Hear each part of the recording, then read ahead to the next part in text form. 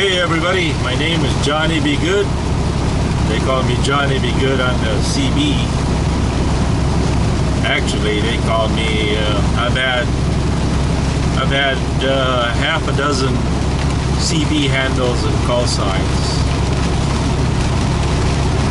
Went from Trigger Happy to Johnny B. Good to one famous one is Toilet Brush.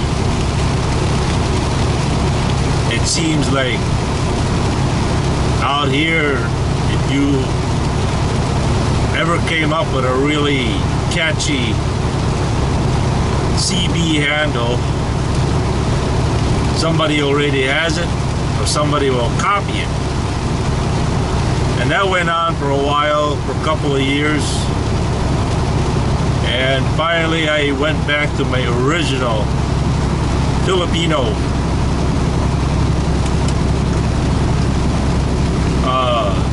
call sign back in the Philippines, which was Toilet Brush. A friend of mine was Toilet Duck, and the other one was called Tango Alpha Echo, which is translated poop. And so anyway, I went with Toilet Brush for a while. One thing about that, nobody forgot it, and nobody wanted to copy it. But I finally went to Johnny B. Good. It seems a little appropriate and decent. So, what's going on today? About a little introduction to who I am, what my hobbies and interests are, in case somebody out there is curious. So my name is John. They call me Johnny B. Good on the radio. I was born and raised in the Philippines, in Mindanao, Cagayan de Oro. I grew up in a very small island off of Mindanao called Camiguin Island. Very, very small island. It's only about 64 kilometers around. Got about 7 volcanoes. It's beautiful, gorgeous over there. The ocean is just as clear can be. One of the famous visiting sites in the island is called the White Island. It's nothing much really, just a white sand bar. But throughout my whole life, it's always been famous. Millions of people have visited that island, and but my village is called Liong, L-I-O-N-G, Lion G, and for some reason, that's my island, is my village. I don't necessarily have to go to any parts of the island.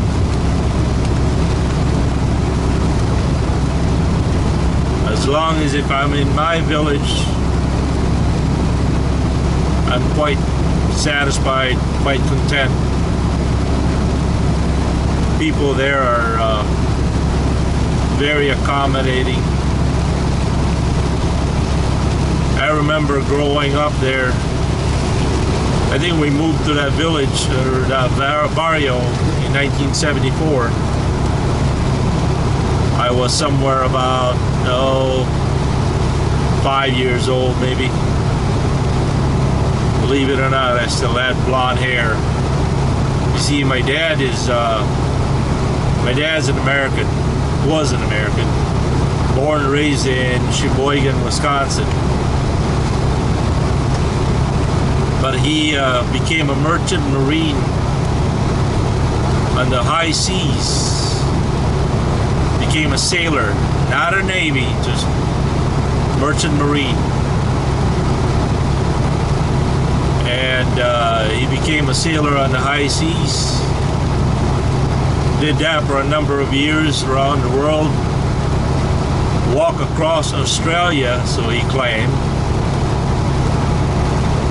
And he landed in the Philippines on a ship for an overnight stay, I guess. And he just fell in love over there. He jumped off ship and lived there for 45 years. He was known to be one of the locals. He spoke fluent Bisaya. One of the pioneering people in Cagayan. In fact, he drove taxi in Manila for a number of years. And the amazing thing was, my dad belonged to a very prominent, wealthy family in Wisconsin. But he wasn't like that. I guess he was what they call the black sheep. He did not conform to the suit and tie and high class society parties, and whenever there was a party at their house, he was out in the garage taking an engine apart, putting it back together. And he loved to play with explosives. He also loved guns. I mean, he had guns everywhere. But I suppose when his dad died, him and his mother never got along that well. And so what happened is they got into a fight, and my dad left. He took off and went on his own. He did his adventures and all that. But to make the story short, he went to the Philippines, lived there for 45 years, almost as a beggar. In fact, the first 2 years he was there, people were kind of different back then. They were not used to the idea of a white American roaming around, and he was mistreated or not taken too kindly and all that. One day, my mom, before they met, my mom saw him and saw the people who were mistreating him, and she came to his honor and defended him. And several months later, and that's when I guess they got together, and you've heard the rest of the story. What else? So anyway, living in a village in a barrio in 1974, I had blonde hair. I became one of the kids in the village or the barrio. Grew up with them, played with them, but I looked different. But as I grew up, I started to change and became a little darker, I guess. So, back in 1974, up to about 1983, in fact, 1985, there were no electricity in the whole island. Well, there was in Mambaao, in our capital, I guess. It was dark, no indoor plumbings, except for our house. My dad brought modern ideas and generators, water pumps.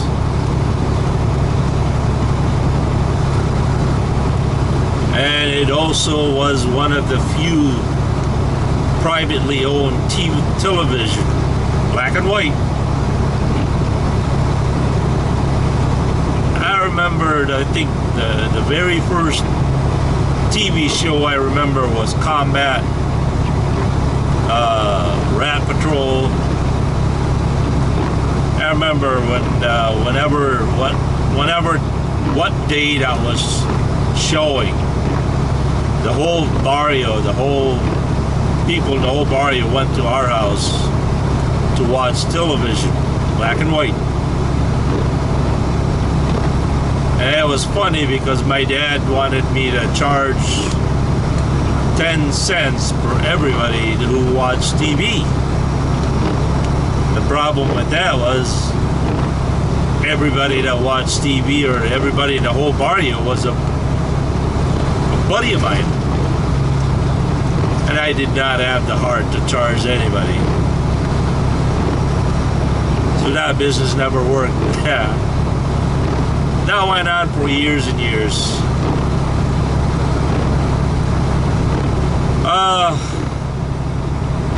So I went to elementary school there, grade school, and first year of high school. And something about 1979 to 1980, we left the Philippines and lived here in the United States for the first time. Until about 1983 to 84, we went back home again. So, anyway, I think this video is getting kind of lengthy and long, so I'll cut it short here. I'll finish the story later if you guys are interested. Make a comment, rate, subscribe, and all that. YouTube, language, and all that stuff. Alright, Johnny be good. Peace.